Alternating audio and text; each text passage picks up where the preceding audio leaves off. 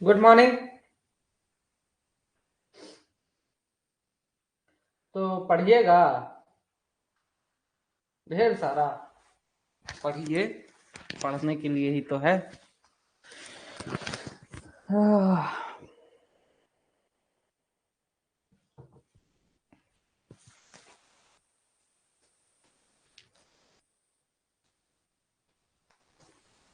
जल्दी जल्दी आओ यार, बहुत बहुत स्लो, ठंडी लग जाती है क्या?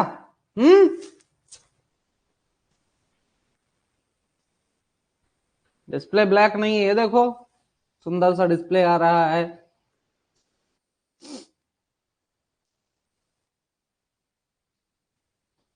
हाँ बताइए, क्या क्वेश्चन पूछे थे?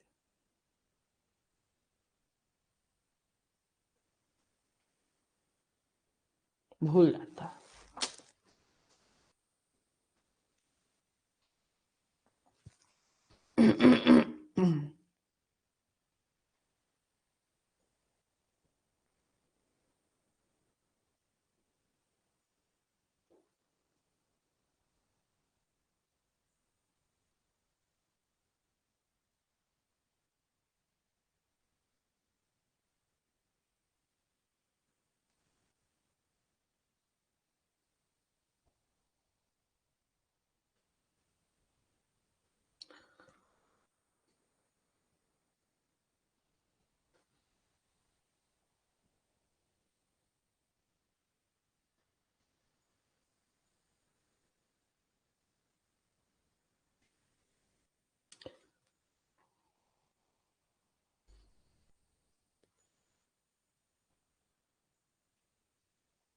अच्छा, 5 बजे ड्यूटी रहता है? बाप रे। सीएमआर के अनुसार इसका मुझे एक बार थोड़ा सा कंफर्म करना पड़ेगा अनुज, है ना। एक बार आप मुजफ्फर सर से कंफर्म बात पूछ लीजिए, तो वो आपको सही बताएंगे। मुझे एक्चुअल में नहीं पता है ना। उसके लिए सॉरी। एक बार मुजफ्फर सर से कंफर्म कर लीजिएगा, वो आपको सही तरीके से बताएंगे। सीएमआर चूंकि वो पढ़ा रहे हैं अभी, है ना। और पीडीएफ तो मेरे अपलोडेड है ही। पीडीएफ तो आप देख ही रहे हैं, तगड़े बने तगड़े।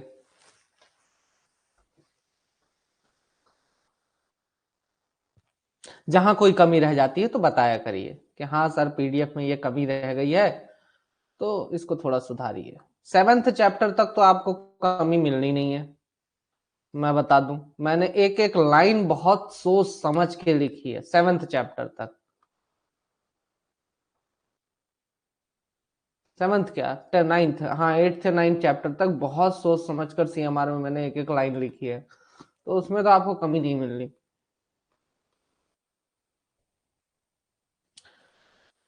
अटक कह रहे भाई। चलिए, तो आज हम चैप्टर नंबर 3 देखेंगे, माइंस एक्ट 1952 का। सबसे पहला सेक्शन है कमिटीज। कमिटी का गठन करना है ना। सुना ही होगा मूवीज में कि ये दिक्कत आ गई है तो इसके लिए कमिटी का गठन किया जा रहा है ना। ये धांधली हुई है तो इसके लिए कमिटी का गठन किया जा रहा है। तो कमिटी का गठन हर बार करता कौन? नेता मंत्री बोलते हैं तो नेता मंत्री करेगा, सरकार ही करेगी, सेंट्रल गवर्नमेंट, है ना। ऑफिशियल गजट नोटिफिकेशन दे देगी और बोलेगी इस कमिटी का हमने गठन कर दिया है। अब अगर माइंस से रिलेटेड मैं कमिटी की बात करूं, माइंस से रिलेटेड अगर मैं कमिटी की बात करूं, स्क्रीन ब्लैक आ रहा है। हम्म, जी हाँ, होल इंडिया में एक्सटेंड है।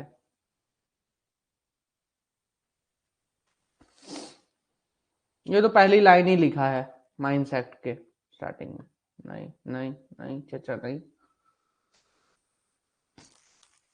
तो माइंस से रिलेटेड अगर मैं कमिटी का गठन करूं, चाचा मना किया था ना तुमको।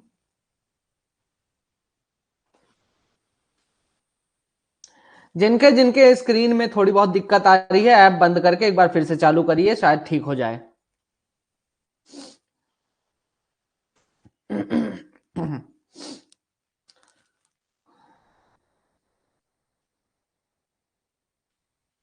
अब कमिटी में एक चेयरमैन होगा, ठीक है, चेयरमैन का अपॉइंटमेंट कौन करता है? सेंट्रल गवर्नमेंट करती है। सिंपल सिंपल बातें याद रखिए। देखिए ये जो आप चैप्टर अगर माइंस एक्ट में उठाएंगे ना तो 3 पन्ने का चैप्टर है पूरा, यहां पे मैं 1.5 पन्ने में निपटा दूंगा आपको बढ़िया से। सेम वही चीजें, वही लाइंस, थोड़ा सा उनमें डिफरेंस करके अपने हिसाब से अपनी लैंग्वेज में लिख देता हूं तो अच्छा लगता है, पढ़ने में भी मजा आता है। ठीक है, तो सेंट्रल गवर्नमेंट द्वारा चेयरमैन का अपॉइंटमेंट किया जाता है। तो एक मेंबर तो यहां से हो गया सेंट्रल गवर्नमेंट के द्वारा, जो कि चेयरमैन अपॉइंट किया जा रहा है। अब ये जो है तो गवर्नमेंट सर्वेंट होना चाहिए। जो भी बंदे को आप central government as a chairman appoint करने जा रही है तो वो क्या होना चाहिए? सरकारी आदमी होना चाहिए, ऑन ड्यूटी होना चाहिए, है ना, ऑलरेडी सर्वेंट होना चाहिए। ठीक है, गवर्नमेंट सर्वेंट होना चाहिए, लेकिन वो कोई चीफ इंस्पेक्टर या फिर इंस्पेक्टर नहीं होना चाहिए। तो चेयरमैन जिसको बनाया जाएगा ना, वो ना किसी प्रकार का इंस्पेक्टर नहीं होना चाहिए। दूसरा इसमें मेंबर होता है चीफ इंस्पेक्टर, है ना। तो दो मेंबर्स यहां से हो गए। 2 आदमी होते हैं जो कि क्या रिप्रेजेंट करते हैं? माइनर्स को रिप्रेजेंट करते हैं। ये भी सेंट्रल गवर्नमेंट के द्वारा ही अपॉइंट किए जाते हैं, है ना। ये डीजीएमएस में बैठा होता है, ये बंदा डीजीएमएस का बंदा है। ठीक है, तो सेंट्रल गवर्नमेंट के द्वारा 2 बंदों को अपॉइंट किया जाता है जो कि माइनर्स के इंटरेस्ट के लिए काम कर, मतलब इंटरेस्ट के लिए होते हैं। माइनर्स का इंटरेस्ट का मतलब ये होता है कि यार क्या है ना, अब कमेटी का गठन तो हो गया, अब उस कमेटी में जो प्रोसीडिंग्स होंगी तो हर कोई, अगर मान लीजिए कोई माइनर फंसा हुआ है किसी चीज में, एक्सीडेंट वगैरह में, कोल माइंस का कोई बंदा फंसा हुआ है, उसके ऊपर केस हो गया है, उसके ऊपर इंक्वायरी बैठी हुई है, तो अगर सबके सब उसकी टांग खींचेंगे तो निपट न जाएगा बेचारा। अब तो बेचारा उसको, मतलब वो जुर्म नहीं भी किया होगा तब भी उसको ऊपर थोप दिया जाएगा। इसीलिए 2 बंदे बोल रहा है कि ऐसे होने चाहिए जो कि माइनर्स के लिए हो, है ना, मतलब कि उसकी भलाई के लिए सोच रहे हो। तो वो भी अपनी बात जब रखेंगे वो दोनों बंदे, तो सब सुनेंगे, ऑब्वियस सी बात है, सब सुनेंगे कि हाँ ये बात भी तो सही बोल रहा है ना। जैसे हमारे यहाँ सांसद भवन में अपोजिशन पार्टी भी होती है, रूलिंग पार्टी भी होती है। रूलिंग पार्टी क्या करती है? कोई भी डिसीजन लेती है ना। अब रूलिंग पार्टी क्या करती है? उस डिसीजन की कमी बताती है कि आप अगर ऐसा डिसीजन लेते हो तो इसके कारण क्या प्रभाव पड़ सकते हैं।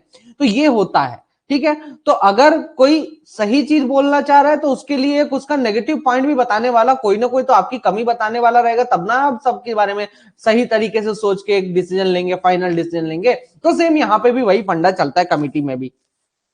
ठीक है, तो और इनमें से, इन 2 में से तो कम से कम एक ऐसा होना चाहिए जो कोल माइंस के वर्कर्स के फायदे की बात करे, उनके इंटरेस्ट में बात करे, उनको रिप्रेजेंट करे। ठीक है, 2 बंदे यहां से और होंगे जो कि ओनर, माइंस के जो ओनर है उनके फायदे की बात करेगा, उनको रिप्रेजेंट करेगा, है ना। इनको भी सेंट्रल गवर्नमेंट के द्वारा ही अपॉइंट किया जाता है। ठीक है, तो उनके इंटरेस्ट के लिए, मतलब कि भाई अब देखो कभी कभार तो ऐसा भी होता है कि ओनर के ऊपर कोई केस हो गया, उसके लिए कमेटी बैठाई गई है, तो अगर ओनर की गलती नहीं भी होगी तब भी उसको अगर नुकसान किसी प्रकार से हो रहा होगा तो उसके लिए ये लोग रिप्रेजेंट करेंगे ओनर को। ठीक है, तो ओनर भी जरूरी नहीं है हर वक्त गलत ही हो, है ना, तो उसके लिए भी तो कुछ ना कुछ होना चाहिए कि बैकअप होना चाहिए। तो यहाँ पे बैकअप प्रोवाइड कराना है। और कोल माइंस के ओनर के लिए कम से कम इन दोनों में से कम से कम एक तो जो है तो कोल माइंस के ओनर्स को रिप्रेजेंट करेगा, और 2 माइनिंग इंजीनियर्स होने चाहिए। तो टोटल कितने बंदे हो गए? 2 2 4 2 6 2 8, 8 मेंबर्स होते हैं कमिटी में। ठीक है, 8 मेंबर्स कमिटी में टोटल हो गए आपके।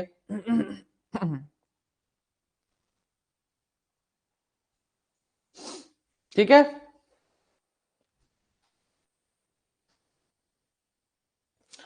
8 मेंबर्स टोटल कमिटी में आपके हो गए हैं यहाँ पे।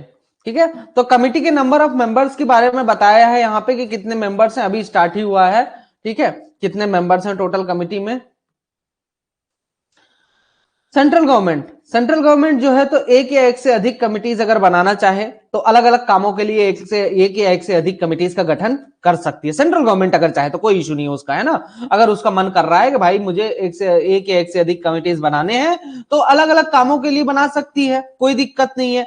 या फिर पर्टिकुलर कोई ग्रुप ऑफ माइंड्स में कोई सुनवाई करनी, इंक्वायरी बैठानी है उनके ऊपर, तो उसके लिए वो उसको कमिटी का गठन करना होगा तो वो कमिटी का गठन कर सकती है। सेंट्रल गवर्नमेंट जब चाहे तब कमिटी का गठन कर सकती है, उसको कोई रोक टोक नहीं, और जितने चाहे उतने कमेटी के गठन कर दे, है ना। बाद में वो बातों को ना कमेटी के गठन करने के बाद फिर दबा दिया जाता है।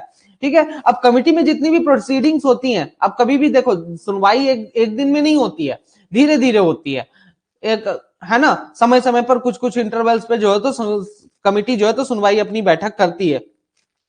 डेली डेली कोई फोकट में नहीं बैठा ना आपके लिए। तो इसलिए वो क्या करेंगे, कमिटी वाले कभी भी मतलब अपना एक डेट फिक्स कर लेंगे, उस दिन पे आके अपना जो है तो प्रोसीडिंग्स करेंगे। अब कोई भी प्रोसीडिंग जो है तो अगर मान लीजिए कोई बंदा नहीं आया कमिटी का कोई बंदा नहीं आया, तो ये नहीं है कि वो प्रोसीडिंग को माना ही नहीं जाएगा, उसको इनवैलिड ठहरा दोगे।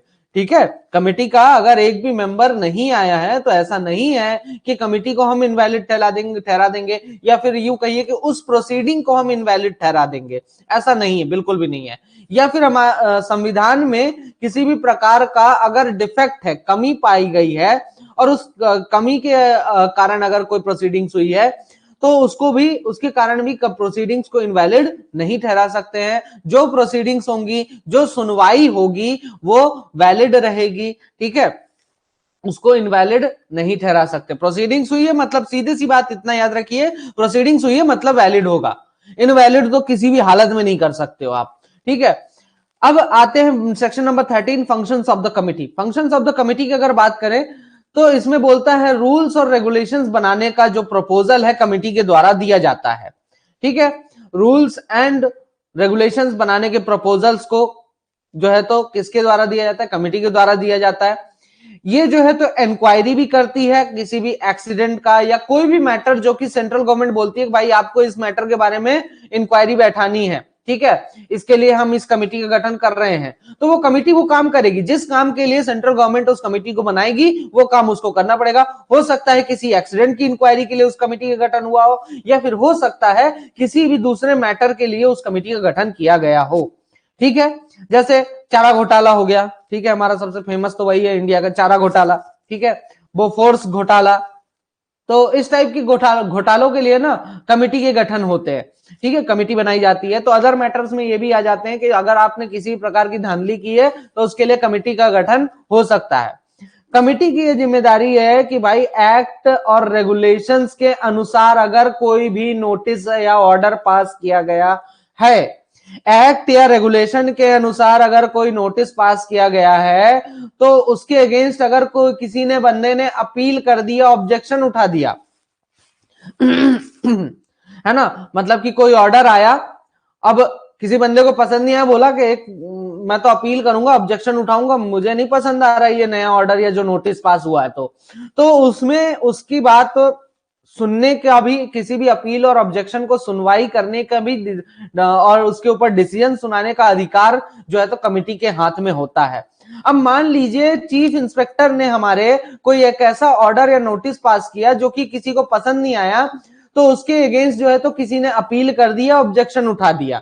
ठीक है, तो उसके द्वारा इश्यू किए गए ऑर्डर या नोटिस पे किसी ने अगर अपील या ऑब्जेक्शन उठाया है तो कमिटी उसके आधार पर प्रोसीडिंग्स करेगी, लेकिन उस कमिटी के प्रोसीडिंग्स में चीफ इंस्पेक्टर नहीं बैठेगा। यह ध्यान में रखना बहुत जरूरी है, यहां से आपके क्वेश्चंस बन जाएंगे। इसके ना हर एक लाइन से क्वेश्चन बनेंगे, हर एक लाइन से क्वेश्चन बनेंगे घुमा फिरा के। Section number 14, powers of the committee. Committee की पावर क्या है? कमिटी जो है तो अपनी पावर्स को, जो इंस्पेक्टर की पावर्स हैं, उन इंस्पेक्टर की पावर्स को पूरी तरह से मतलब एक्सरसाइज कर सकती है जहां पर भी उसे जरूरी लगे वहां पर। ठीक है, तो मतलब जितनी इंस्पेक्टर के पास पावर होती है उतनी कमिटी के पास पावर होती है। कमिटी के पास कोड ऑफ सिविल प्रोसीजर 1908 के अनुसार जो है तो पावर्स दी गई है कमिटी को। तो अगर आपसे कोई कभी पूछ ले कि कमिटी को कोई भी पावर जो है तो किसके अनुसार मिलती है, तो कमिटी की पावर्स के बारे में किसमें बताया गया है? कोड ऑफ सिविल प्रोसीजर 1908 के अनुसार उसकी पावर्स के बारे में बताया गया है। ठीक है, बेसिकली उसको पावर्स किस किस चीजों में दी गई है? कहीं पर भी जाके डिस्कवर करना, कोई भी चीज का छानबीन करना, इंस्पेक्शन करना, है ना, किसी भी बंदे की प्रेजेंस बताना, मतलब कि कोई बंदा, अगर कोई दुर्घटना हुई है और वो बंदा बोला कि हम तो वहां थे ही नहीं, ठीक है, तो उसके अटेंडेंस को एनफोर्स करना, बताना कि भाई साहब तुम यहाँ थे, सबूत देना कि तुम यहाँ थे और एक काम करो, अब ये जो है ना तो आप यहाँ पर साइन करो, ये शपथ पत्र पे साइन करो। ठीक है, तो ये चीजें होती है। Forcing the forcing to present the documents, forcing to present the documents होगा। तो forcing to present the documents, किसी भी बंदे को बोल सकती है कि भाई आप अपने डॉक्यूमेंट्स पूरे हमको शो करो, ठीक है, ये कमिटी कर सकती है। और जो भी अदर मैटर्स उसमें बताए गए हैं कोड ऑफ सिविल प्रोसीजर 1908 में, तो वो सारे मैटर्स पे जो है तो कमिटी अगर चाहे तो एक्शंस ले सकती है, उसको कोई रोक टोक नहीं है, ठीक है। तो कमिटी सर्वे सर्वा हो जाती है यहाँ पे फिर, ठीक है, कोई नहीं रोक सकता इसको। Section 15 recovery of expenses, expenses की रिकवरी करना। अब देखिए इंक्वायरी बैठी कमिटी की, है ना। अब इंक्वायरी बैठी तो सेंट्रल गवर्नमेंट ने जो जैसा कहा वैसी इंक्वायरी बैठी, ठीक है। अब इंक्वायरी में जो खर्चा हुआ, जो कमिटी ने इंक्वायरी की उसमें कुछ खर्चा तो हुआ होगा, तो उसको वो खर्चा कौन उठाएगा? ओनर और एजेंट उठाएंगे उस माइंस के। जिस माइंस में भी इंक्वायरी बैठी है उसके ओनर और एजेंट उसका खर्चा उठाएंगे, और इसका पैसा जो है तो चीफ इंस्पेक्टर जो है तो एप्लीकेशन देगा, उसके बेसिस पे कलेक्ट किया जाएगा, ठीक है। अगर मान लीजिए अब चीफ इंस्पेक्टर एप्लीकेशन किसको देगा? मजिस्ट्रेट को एप्लीकेशन देगा, डिस्ट्रिक्ट मजिस्ट्रेट को एप्लीकेशन देगा, जो भी उस एरिया का डिस्ट्रिक्ट मजिस्ट्रेट होगा, जहां पर भी ओनर एजेंट जो है तो रहते हैं, ठीक है। अब उनसे जो है तो रिकवर करने की डिस्ट्रिक्ट मजिस्ट्रेट कोशिश करेगा। अगर ओनर और एजेंट 6 हफ्ते में, एप्लीकेशन मिलने के 6 हफ्ते के भीतर भीतर अगर पैसा नहीं देते हैं, तो उस केस में उसकी जमीन जायदाद सब कुछ, जितनी भी मूवेबल प्रॉपर्टी है वो सब कुछ बेच भाज के ना पैसा रिकवर कर लिया जाएगा। कोई बहुत बड़ी तोप चीज नहीं है, ठीक है। देखो तो कमिटी माइंस एक्ट के किस सेक्शन के अधीन बनाई जाती है? कमिटी माइंस एक्ट के किस सेक्शन के अधीन बनाई जाती है? 5, 12, 57, 21 क्वेश्चंस पे आ जाते हैं ना। कमिटी में कुल सदस्यों की संख्या कितनी होगी? Total members of committee. Number 2। Number 3, committee का चेयरमैन किसके द्वारा नियुक्त किया जाएगा? सेंट्रल गवर्नमेंट, आईबीएम, डीजीएमएस, कोल इंडिया। माइंस एक्ट 1952 के अधीन बनाई जाने वाली कमिटी का गठन किसके द्वारा किया जाता है? कमिटी का गठन किसके द्वारा किया जाता है? सेंट्रल गवर्नमेंट, कोल इंडिया, डीजीएमएस, आईबीएम। तो यहां पे आपको दे दिया गया है आंसर। सेंट्रल गवर्नमेंट द्वारा बनाई गई कमिटी का खर्चा कौन वहन करेगा?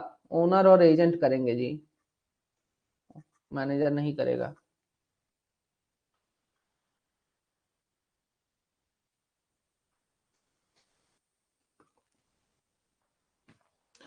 किसी से कोई प्यार न करे,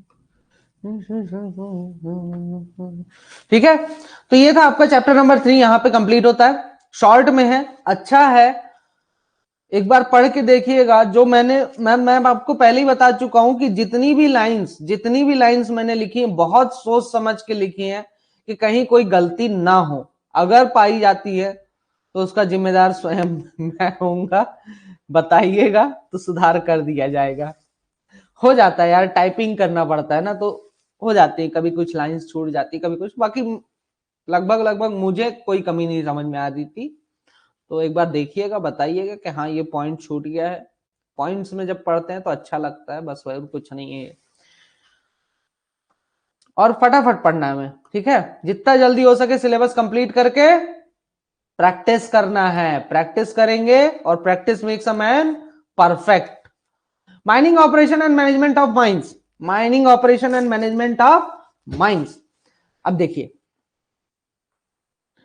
सबसे पहला है आपका टॉपिक, जो आज आप लोग डिस्कस कर रहे थे वही टॉपिक है आज का, इसीलिए मैंने दोनों चैप्टर इंक्लूड कर लिए कि चलो लगे हाथ ये टॉपिक भी आप लोग जो ग्रुप में डिस्कस कर रहे हो वो सॉर्ट आउट हो जाएगा। अब कोई भी माइनिंग ऑपरेशन के लिए आपको नोटिस भेजना है। सेक्शन नंबर 16 में ये बात बोलता है, कोई भी माइनिंग ऑपरेशन के लिए आपको नोटिस भेजना है, ठीक है। अब माइनिंग ऑपरेशन के लिए अगर आपको नोटिस भेजना है तो ओनर एजेंट और कौन कौन भेजेगा? सबसे पहला सवाल, कौन भेजेगा माइनिंग ऑपरेशन के लिए नोटिस? ओनर एजेंट और मैनेजर, ठीक है। तो माइनिंग ऑपरेशन स्टार्ट करने के पहले, माइनिंग ऑपरेशन स्टार्ट करने के पहले नोटिस भेजा जाता है। किसके द्वारा भेजा जाता है? ओनर एजेंट और मैनेजर के द्वारा। कब भेजा जाता है? Before commencement of mining operation. किसको भेजा जाता है? Chief inspector, IBM controller, district magistrate, regional inspector भी लिख लेना, ठीक है। कब भेजा जाता है? 1 महीने पहले, जिस दिन भी काम चालू करना उसके 1 महीने पहले। अब ये सवाल यहां आप लोग कंफ्यूज ये थे कि भाई 1 महीने पहले मतलब क्या 30 दिन? कहीं लिखा है 30 दिन? नहीं, कहीं नहीं लिखा है। लेकिन 30 दिन भी हो सकता है, 31 दिन भी हो सकता है, 28 दिन भी हो सकता है, 29 दिन भी हो सकता है, क्योंकि यहां पे क्या लिखा है? 1 महीने पहले। और 1 महीने का मतलब क्या होता है? A calendar month. A calendar month regulation में साफ साफ लिखा है। कैलेंडर वाला जो महीना होगा उसके अनुसार 1 महीने पहले। तो जोड़ लो बैठे बैठे, समझे बात को?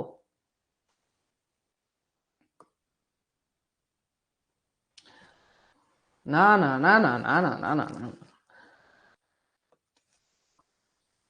कैलेंडर मंथ ही होगा, क्योंकि 30 डेज कहीं पर भी ऐसा नहीं बोला है पर्टिकुलरली रेगुलेशन की डेफिनेशंस में कि मंथ का मतलब होता है 30 days.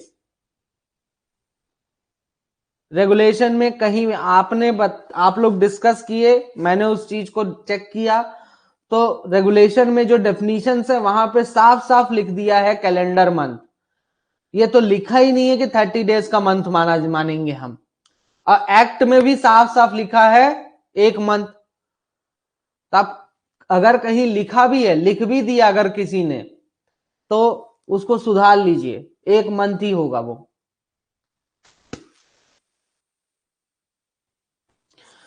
Section number 17, managers. Manager shall be under every, मतलब सारी की सारी माइंस मैनेजर के अंडर में होनी चाहिए। क्या बोल रहा है? कोई भी माइंस हो, एक मैनेजर बैठा के रखो, ठीक है। सीएमआर 2017 के अनुसार और एमएमआर 1961 के अनुसार, एमएमआर 1961 के अनुसार मैनेजर को जो क्वालिफिकेशंस बताई गई हैं, है ना, उन क्वालिफिकेशंस वाले को ही अपॉइंट करना है। ऐसे ही किसी को रोड से पकड़ के उठा के नहीं बैठा देना एज अ मैनेजर। मैनेजर का अपॉइंटमेंट कौन करता है? ओनर और एजेंट के द्वारा मैनेजर का अपॉइंटमेंट किया जाता है, ठीक है।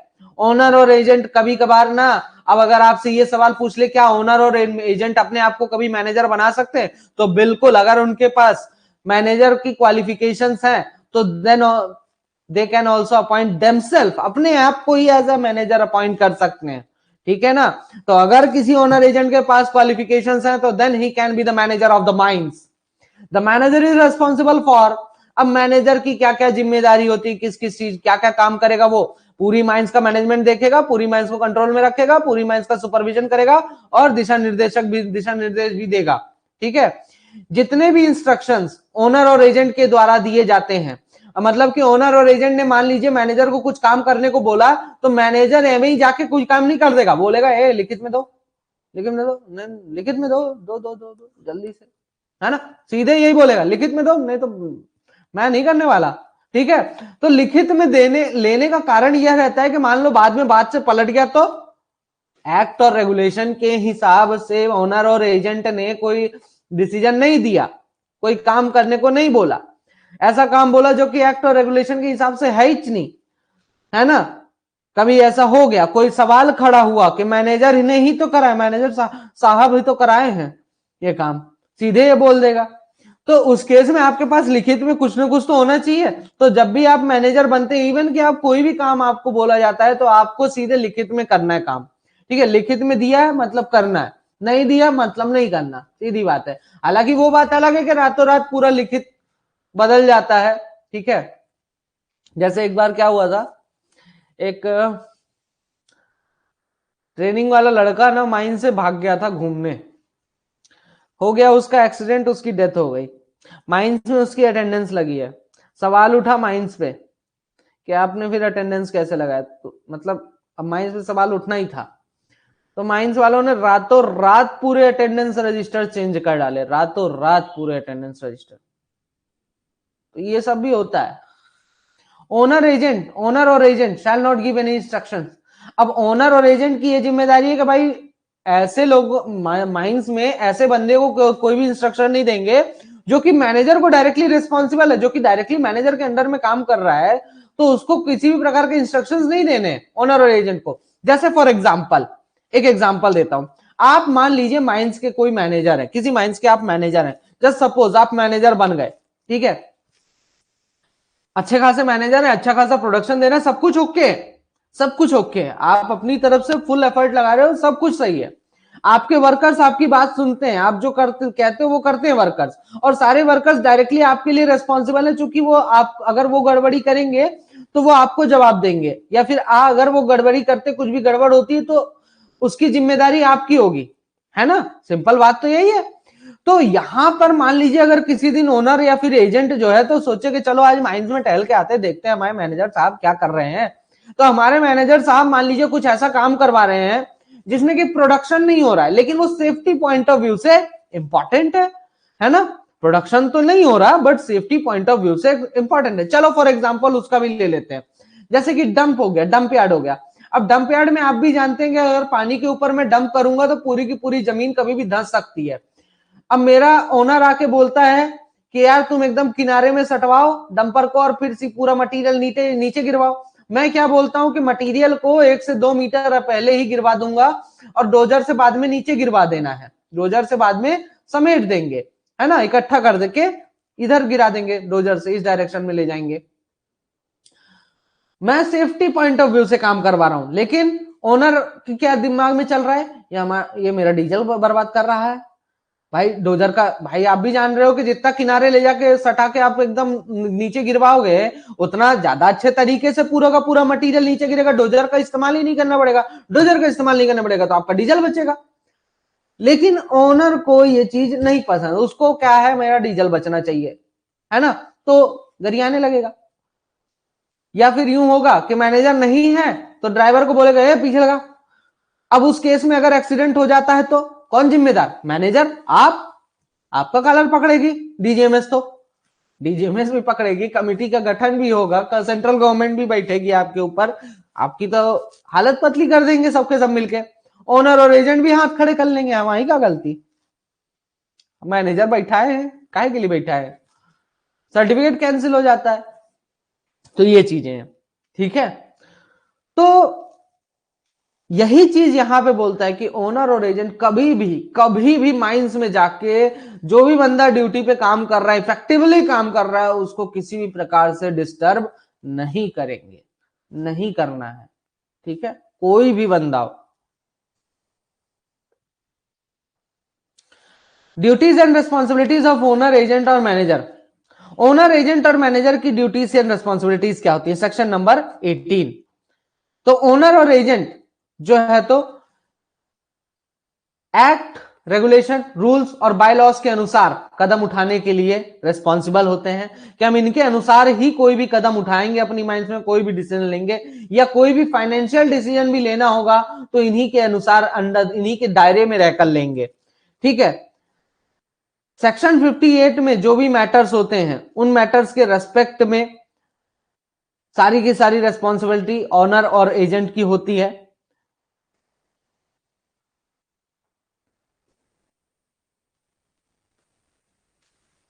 अब मान लीजिए कभी कभार ऐसा हुआ कि कोई ऐसा इंस्ट्रक्शन दिया गया, ठीक है, कोई ऐसा काम हो रहा है, कोई ऐसा काम हो रहा है माइंस में जिसका इंस्ट्रक्शन मैनेजर के द्वारा नहीं दिया गया, जिसका इंस्ट्रक्शन मैनेजर के द्वारा नहीं दिया गया है, तो उस केस में ऐसा कोई काम अगर किया जा रहा है जो कि रेगुलेशन के अगेंस्ट है, तो उसके लिए वो सारे के सारे जो लोग ऐसा काम करते हैं उसके लिए सारे के सारे वो लोग जिम्मेदार ठहराए जाएंगे। अब ओनर एजेंट और मैनेजर, हर एक माइंस के ओनर एजेंट और मैनेजर की ये जिम्मेदारी होती है कि माइंस में जितने भी काम होते हैं, जितने भी ऑपरेशन होते हैं, सबके सब नियम एवं कानून से हो। अगर मान लीजिए कोई नियम एवं कानून तोड़ा जाता है, ठीक है, तो उस केस में जो नियम एवं कानून को तोड़ता है सिर्फ वही बंदा, उसी बंदे को गिल्टी नहीं ठहराया जाएगा, जिम्मेदार नहीं ठहराया जाएगा, अपराधी नहीं ठहराया जाएगा, बल्कि ओनर एजेंट और मैनेजर उसके साथ साथ सुपरवाइजर सबको समेट लेंगे, सबको जो है तो क्या ठहराया जाएगा, अपराधी ठहराया जाएगा।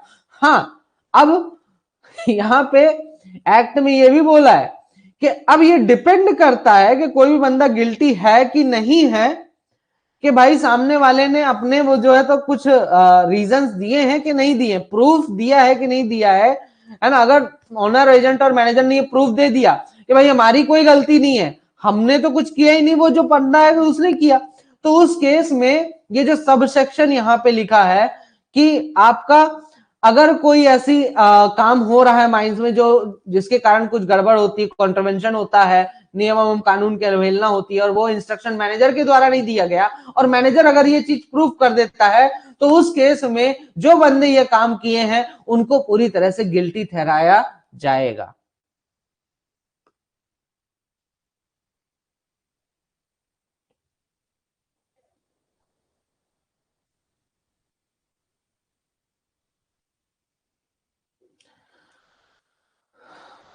सीएमआर में, सीएमआर में देखिए, एक सेकेंड, मैं जो नोट्स बनाया हूं उसमें मैंने पूरा लिखा है। एक सेकेंड मैं चेक ही कर लेता हूं तो क्या है, कंफर्म हो जाएगा। Examination returns notice, notice of opening,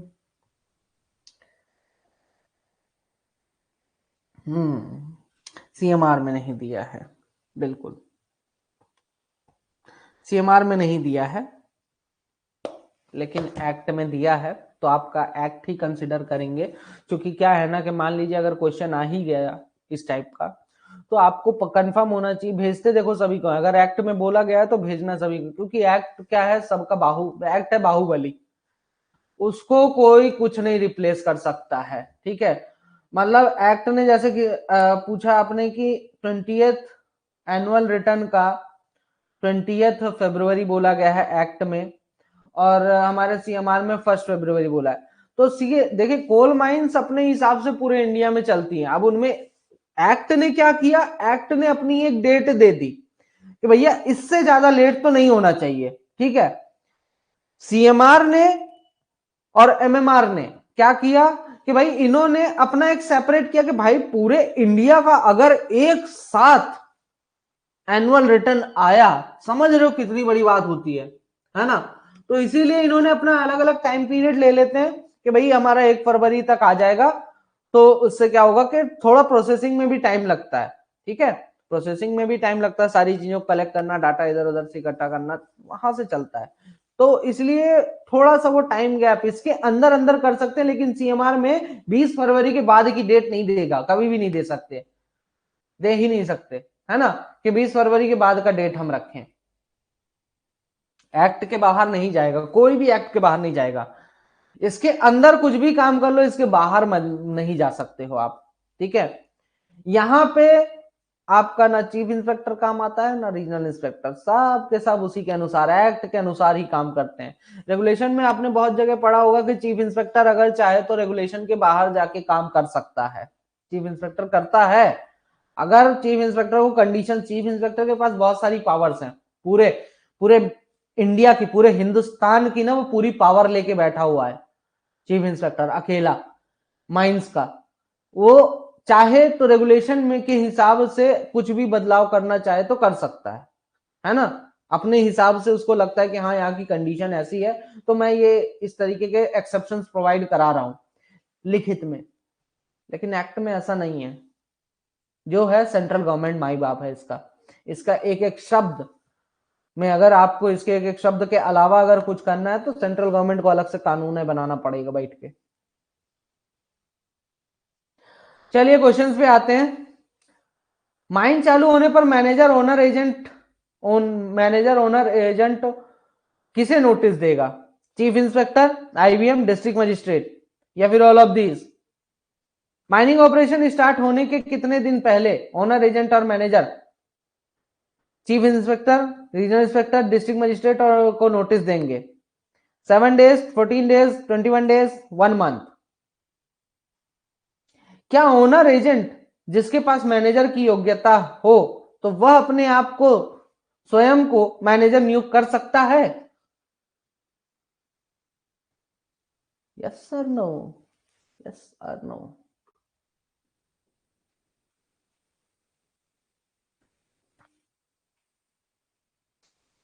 ठीक है, तो देखा आधे घंटे में चैप्टर कंप्लीट, 2 ठो।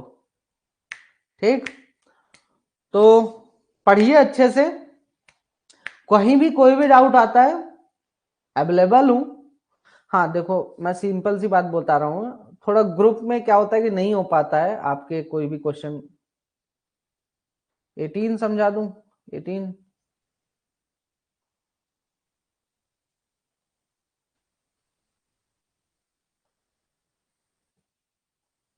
18 बताया तो।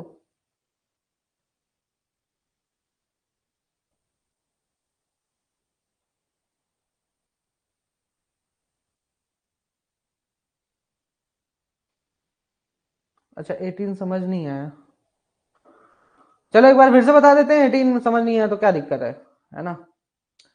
टिंग टिंग टिंग टिंग टिंग टिंग।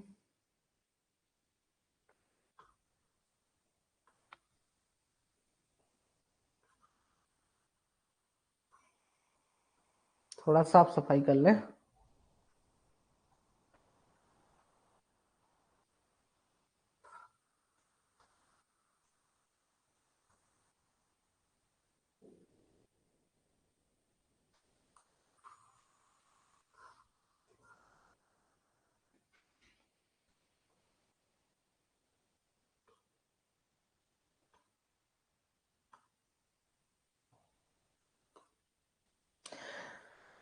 देखिए, ओनर, एजेंट और मैनेजर की ड्यूटीज बताया कि ये जो है तो एक्ट, रूल्स एंड रेगुलेशन और बायलॉज के अनुसार ही कोई भी कदम उठाएंगे, कोई भी काम करेंगे एक्ट, रूल, रेगुलेशन और बायलॉज के अनुसार करेंगे और उसके लिए जिम्मेदार होंगे ये लोग। ठीक है, सेक्शन 58 जब हम पढ़ेंगे तब उसमें बात करेंगे कि भाई ओनर और एजेंट जो है तो माइंस में जितने सेक्शन 58 में जो भी बातें कही गई हैं, जब सेक्शन 58 देखेंगे तब इस बारे में जानेंगे कि सेक्शन, बस अभी तक के लिए इतना से याद रखिए कि सेक्शन 58 में जो बातें कही गई हैं उसका, वो सारी चीजों की रेस्पॉन्सिबिलिटी का जिम्मेदार, रिस्पॉन्सिबिलिटी कौन लेगा? ओनर और एजेंट और मैनेजर लेंगे। ठीक है, ओनर और एजेंट लेंगे माइंस के, सॉरी।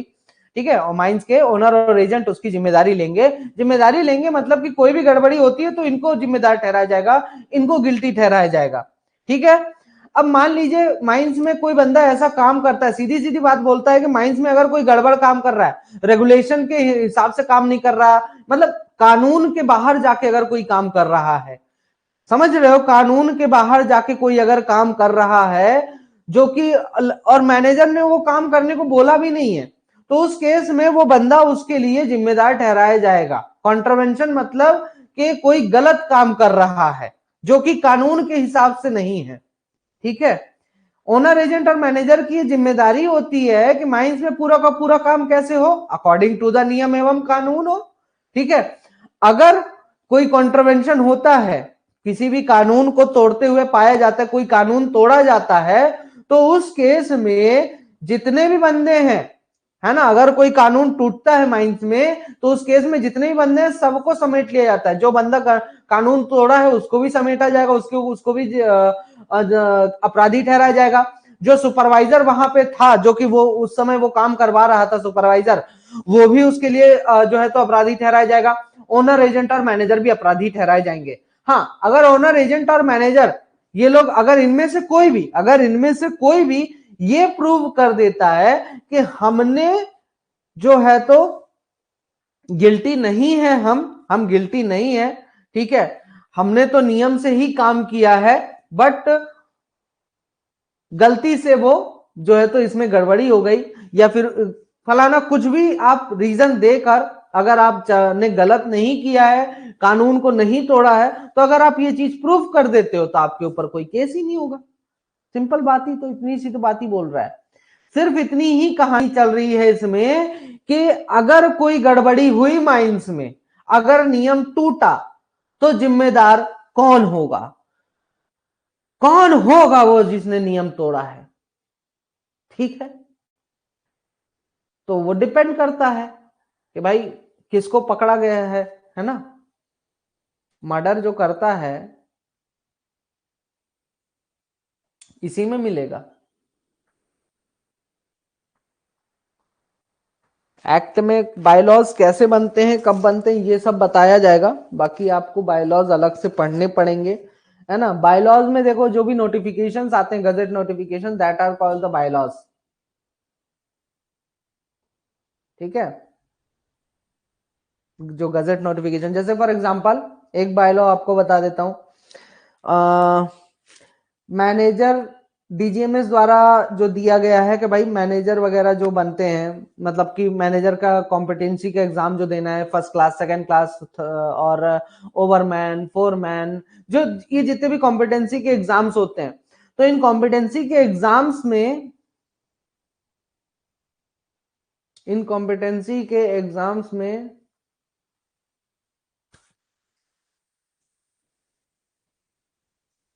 क्या हो गया सागर,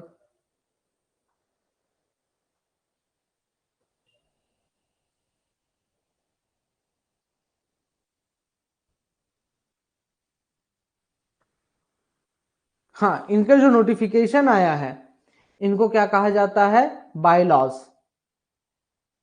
इनको भी बायलॉज कहा जाता है।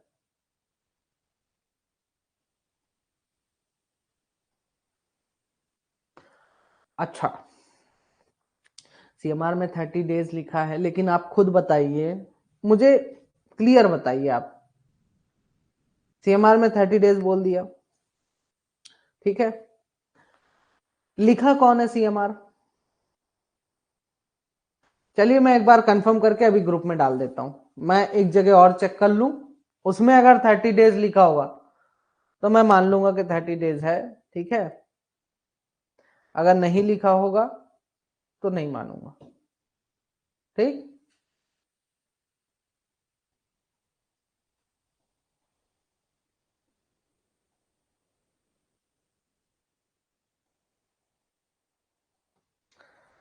सेक्शन 12,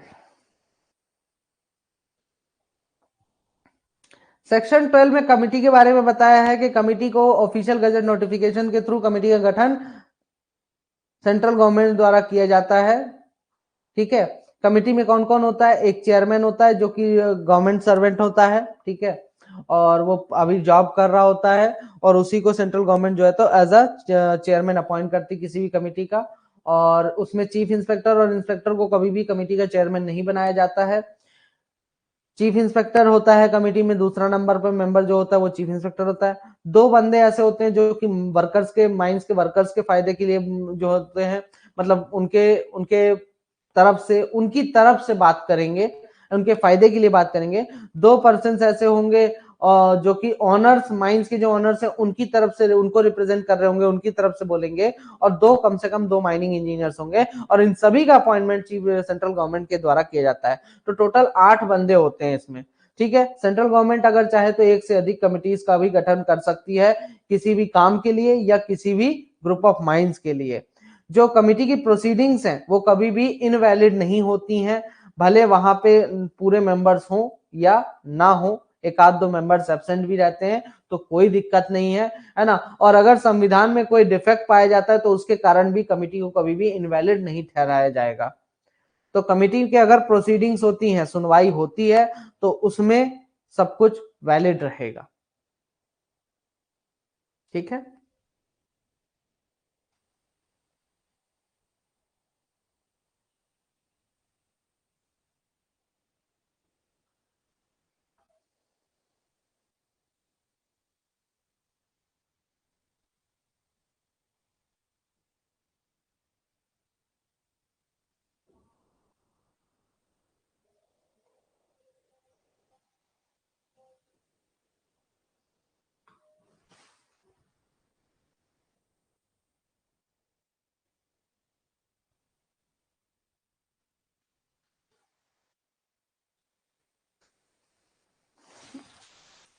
बायलॉज, आपके बहुत सारे बायलॉज जो सर्कुलर है, जो बायलॉज है ना, मैंने ऑलरेडी सीएमआर के लेक्चर में अगर कहीं है तो वहां पे सीएमआर में मैंने इंक्लूड करके रखा हुआ है, ठीक है। जितने भी बायलॉज हैं वो सीएमआर के लेक्चर में इंक्लूड करके रखा हुआ है। तो आप सीएमआर के लेक्चर में जाइएंगे, जब भी आपको पढ़ाएंगे, अगर मेरे पीडीएफ से ही पढ़ाते हैं सर तो उस केस में आपको पूरे के पूरे बायलॉज वहां मिल जाएंगे। जैसे कि for example diesel particulate matter हो गया, डीपीएम हो गया आपका, और आपका ब्रेक्स का कैसे हम लोग जो है तो टेस्टिंग करते हैं वो पूरा डिटेल हो गया उसमें। स्मोक हेलमेट्स कैसे यूज करना है, कहाँ यूज करना है, उसका जो है तो मेंटेनेंस कैसे होता है, वो चीजें इंक्लूड कर दी है। तो सीएमआर के लेक्चर में ऑलरेडी सारी चीजें इंक्लूडेड है। आप जब उनको पढ़ेंगे तो ऑलरेडी आपको समझ में आ जाएगा कि हाँ सारे लगभग लगभग जो बायलॉज जहां जहां जैसे जैसे जरूरी थे, बायलॉज तो बहुत है संसार में, ठीक है,